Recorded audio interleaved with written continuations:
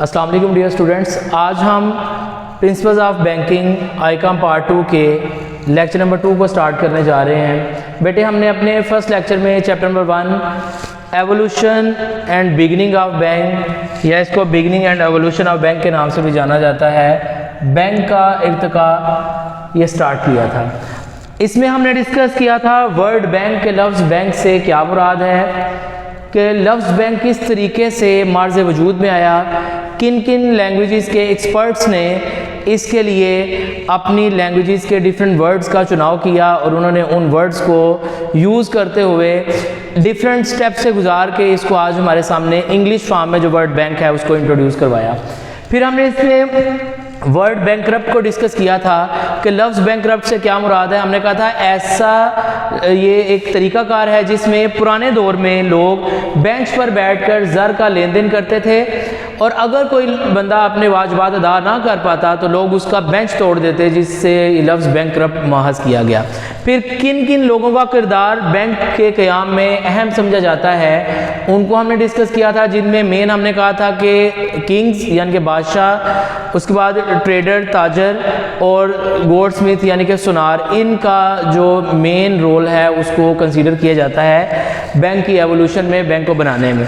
उसके बाद हमने डिस्कस किया था कि बैंक की कौन कौन सी खसूसियात हैं, करैक्टरिस्टिक्स ऑफ बैंक किन्हें कहा जाता है, कौन कौन सी हैं, उनको हमने डिस्कस किया था। हमने कहा था बैंक की मेजर 2 ऐसी करैक्टरिस्टिक्स हैं जो यूज़ की जाती हैं, जिसमें हमने डिस्कस किया था कि पहली है रिसीविंग डिपॉजिट्स और दूसरी उसकी जो करैक्टरिस्टिक्स है वो है lend money to needy persons, के बैंक लोगों से उनकी अमानतें वसूल करता है और आगे ज़रूरतमंद लोगों को कर्जे के तौर पर उसको जारी करता है। फिर हमने इसमें डिस्कस किया था कि गोल्डस्मिथ किससे कहा जाता है, यानी सुनार से क्या मुराद है। हमने कहा था कि ऐसा बंदा जो कि कीमती धातों, सोना चांदी, इसका लेन देन करे, इसका काम करे, उसको गोल्डस्मिथ यानी सुनार कहा जाता है। फिर हमने बैंकिंग कंपनीज ऑर्डिनेंस 1962 के मुताबिक अपने जो बैंक की डेफिनेशन को डिस्कस किया था कि बैंकिंग कंपनीज ऑर्डिनेंस 1962 के मुताबिक बैंक एक ऐसा इदारा है जो लोगों से डिपॉजिट्स रिसीव करता है आगे किसी जगह पे इन्वेस्ट करने के लिए और ज़रूरतमंद लोगों को, नीडी पर्सनस को आगे कर्जे जारी करता है, मनी लैंड करता है ताकि वो अपनी ज़रूरत को पूरा कर सके और उनसे बैंक इंटरेस्ट रिसीव करके अपने तमाम तर मामलात को चलाता है। आज हम बेटे इसी को आगे फर्दर लेकर चलेंगे। लास्ट जो लेक्चर था उसमें हमने पहले 6 शॉर्ट क्वेश्चंस को डिस्कस किया था, आज उसी से आगे हम अपने शॉर्ट क्वेश्चंस को डिस्कस करेंगे और उन शॉर्ट क्वेश्चंस को हम इस फॉर्म पे लेकर आए हैं क्योंकि जो आपके शॉर्ट क्वेश्चंस हैं वो बेस करते हैं important legal documents of bank, यानी बैंक की अहम दस्तावेजात कौन कौन सी हैं। तो बेटे अब बैंक का वर्ड तो डिराइव हो गया, बैंक हमारे सामने मार्ज़ वजूद में आ गया है। उसके बाद हमने देखना है कि बैंक को बनाने के लिए, बैंक के क़याम के लिए किन किन डॉक्यूमेंट्स का होना ज़रूरी है, कौन कौन से ऐसे डॉक्यूमेंट्स हैं जिनको हम बना के बैंक के क़याम के लिए, बैंक को बनाने के लिए रजिस्ट्रार के पास जमा करवाएंगे। तो सबसे पहला जो डॉक्यूमेंट है वो है मेमोरेंडम ऑफ बैंक, बैंक का आइन। बैंक के आइन से क्या मुराद है बेटे, बेसिकली बैंक के आइन से मुराद एक ऐसा डॉक्यूमेंट है, ये जो लीगल 3 डॉक्यूमेंट्स बताए गए उनमें सबसे पहला डॉक्यूमेंट है जिसमें बैंक के राइट्स क्या क्या हैं, बैंक के हकूक कौन कौन से हैं, पार्ट्स बैंक के पास कौन कौन से इख्तियारात हैं और ऑब्जेक्ट ऑफ बैंक, बैंक किस मकसद के लिए बनाया गया है, ये सारे के सारे इसमें मेंशन किए जाते हैं। इसमें बैंक के पास कौन कौन से इख्तियारात हैं, किस हद तक बैंक जो है वो अपने काम सरंजाम दे सकता है, बैंक के हकूक क्या हैं, बैंक के इख्तियारात क्या हैं, बैंक किस मकसद के लिए बनाया जा रहा है, उस मकसद को यहाँ पर लिखा जाएगा, इसमें वो सारी डिटेल लिखी जाएगी। आगे जाके हम बैंक की जब एग्जाम पढ़ेंगे तो आपको पता चल जाएगा कि बैंक के ऑब्जेक्ट भी हर नए नाम के साथ वो डिफरेंट हो जाते हैं। तो इसमें कौन कौन सी क्लासेस, कौन कौन सी शिकें पाई जाती हैं। सबसे पहले है जी नेम क्लास। नेम क्लास क्या है, मेमोरेंडम ऑफ एसोसिएशन या मेमोरेंडम ऑफ बैंक में पहली क्लास आती है नेम क्लास, जिसमें बैंक का नाम लिखा जाता है डिटेल में कि बैंक का पूरा कंप्लीट नाम क्या है वो लिखा जाएगा। फिर दूसरी होगी हेड ऑफिस क्लास कि बैंक का हेड ऑफिस कहाँ पर होगा, जहाँ पर बैठ के बैंक के तमाम तर इंतजामी अमूर को चलाया जाएगा, उसके शिक लिखी जाएगी। तीसरी है कैपिटल क्लास यानी कि सरमाए की शिक कि बैंक कितने मिनिमम पैसों के साथ अपना कारोबार शुरू करेगा, बैंक का जो ऑथोराइज्ड कैपिटल है वो क्या होगा, बैंक के issued subscribe paid up capital का तरीकाकार क्या होगा, वो सारी की सारी कैपिटल की क्लास, कैपिटल की शिक यहाँ पे लिखी जाएगी। उसके बाद ऑब्जेक्ट क्लास, किस मकसद के लिए बैंक को बनाया जा रहा है वो मकसद यहाँ पे लिखा जाएगा। फिर है लायबिलिटी क्लास, बैंक की जो लायबिलिटी क्लास है, बैंक के जो कर्जे की शिक है, बैंक की जो जिम्मेदारियों की शिक है वो इसमें आ जाती है। इसमें बेसिकली ये देखा जाता है कि बैंक की लायबिलिटी लिमिटेड है या अनलिमिटेड है। अगर तो बैंक की लायबिलिटी लिमिटेड है तो बैंक के लफ्ज के साथ लिमिटेड का वर्ड लगाना जरूरी होगा। लिमिटेड और अनलिमिटेड लायबिलिटी को हम आगे चल के एक्सप्लेन करेंगे डिटेल में। इसके बाद आ जाते हैं जी एसोसिएशन क्लास, एसोसिएशन की शिक कि बैंक किन किन इंस्टीट्यूट के साथ कोलैबोरेशन के साथ काम करेगा, एसोसिएशन किन किन अदारों के साथ बैंक की होगी, किन लोगों के साथ होगी, वो सारी की सारी डिटेल इसमें लिखी जाएगी। तो जो पहला हमारे पास लीगल डॉक्यूमेंट है वो है मेमोरेंडम ऑफ बैंक, बैंक का आइन।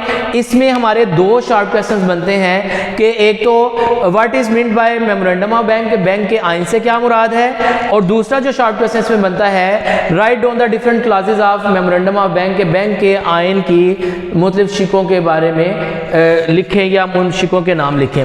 उसके बाद दूसरा जो लीगल डॉक्यूमेंट है बेटे वो है बैंक के क़वायदो ज़वाबित यानी कि आर्टिकल ऑफ बैंक, बैंक के क़वायदो ज़वाबित। इसमें बेसिकली रूल्स एंड रेगुलेशन के बारे में बात की जाती है कि किन रूल्स रेगुलेशन को फॉलो करते हुए बैंक अपने तमाम तर मामलात को चलाएगा, मतलब बैंक किन रूल्स रेगुलेशन को फॉलो करेगा, किन रूल्स रेगुलेशन को फॉलो करते हुए बैंक अपने इंतजामी अमूर को चलाएगा।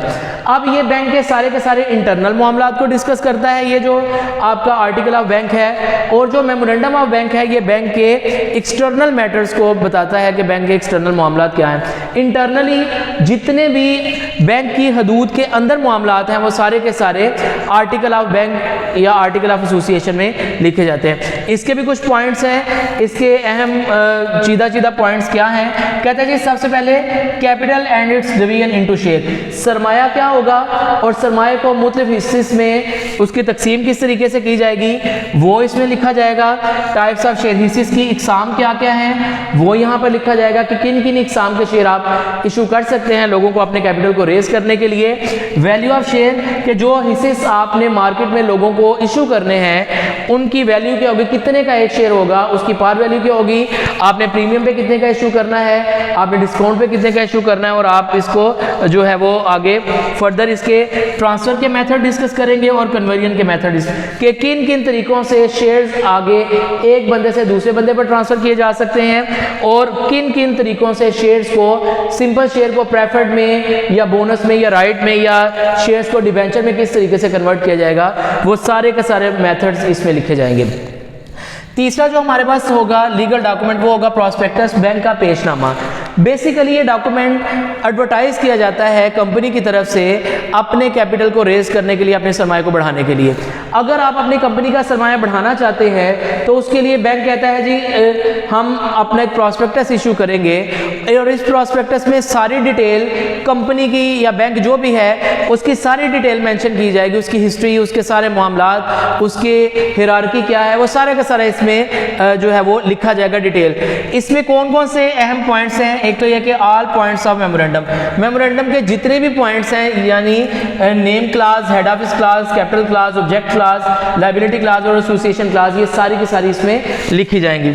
दूसरे नंबर पर name and address of bank, कि जो बैंक हम बनाने जा रहे हैं उस बैंक का पूरा नाम क्या है और उसका एड्रेस क्या है, किस जगह पर बैंक वाक़या होगा, वो एड्रेस इसमें आ जाता है। Name and address of director, वो लोग जो बैंक के इंतजामी अमूर को चला रहे हैं, जो डायरेक्टर्स के तौर पे काम कर रहे हैं, हर डायरेक्टर का नाम क्या है और हर डायरेक्टर का एड्रेस क्या होगा वो इसमें लिखा जाएगा।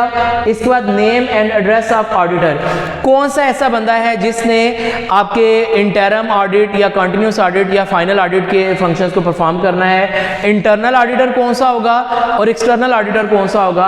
अब ऑडिटर किसे कहते हैं, वो बंदा जो कंपनी की बुक्स ऑफ अकाउंट की जांच पड़ताल करता है उसको ऑडिटर का नाम दिया जाता है। जितने भी ऑडिटर होंगे उनका नाम क्या है और उनके एड्रेस कौन कौन से हैं वो यहाँ पे लिखे जाएंगे, और condition for issue of shares कि किन किन कंडीशन को फॉलो करते हुए किन किन कंडीशंस में आप अपने शेयर्स को इशू कर सकते हैं वो इसमें लिखा जाएगा। बैंक के 3 मेन लीगल डॉक्यूमेंट्स हैं, memorandum of bank, article of bank और प्रॉस्पेक्टस। इसमें आपके 6 शॉर्ट क्वेश्चन बनते हैं। What is mean by memorandum of bank, यानी बैंक का आइन से क्या मुराद है। उसके बाद इसके write down the different classes of memorandum of bank के बैंक के आइन के मतलब शिकों के नाम लिखें। उसके बाद what is mean by article of bank या बैंक के कायदे ज़वाबित से क्या मुराद है, और इसके जो important points of article of bank, bank के कायदे ज़वाबित के अहम जो नकात हैं वो लिखें, ये कहा जाता है। उसके बाद what is mean by prospectus, bank के पेशनामा से क्या मुराद है, और इसी तरह इसके इंपॉर्टेंट पॉइंट्स। इसके बाद बेटे एक और जो चीज़ है वो इन्हीं लीगल डॉक्यूमेंट में वो आ जाती है, statement in lieu of prospectus.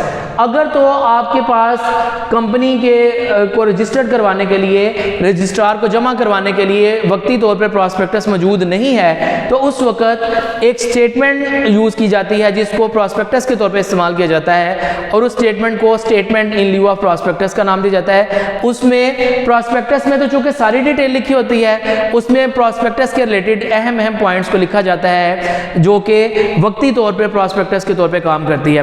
तो आज हमने अपने 7 शॉर्ट क्वेश्चन को डिस्कस किया है। What is mean by memorandum of bank, bank के आइन से क्या मुराद है, उसकी क्लासेस। इसी तरह what is mean by article of bank, bank के कायदे ज़वाबित से क्या मुराद है, उसके इंपॉर्टेंट पॉइंट कौन कौन से हैं। What is mean by prospectus, bank का पेशनामा से क्या मुराद है, उसके इंपॉर्टेंट पॉइंट्स को हमने डिस्कस किया, और statement of in lieu of prospectus को हमने डिस्कस किया है। बेटे ये थे हमारे important legal documents of bank. उम्मीद है आपको इनकी समझ आ गई होगी। अगर किसी भी पॉइंट पे कोई मसला है तो आप मेरे से पूछ सकते हैं। मिलते हैं अगले लेक्चर में, तब तक के लिए अस्सलाम वालेकुम। अल्लाह।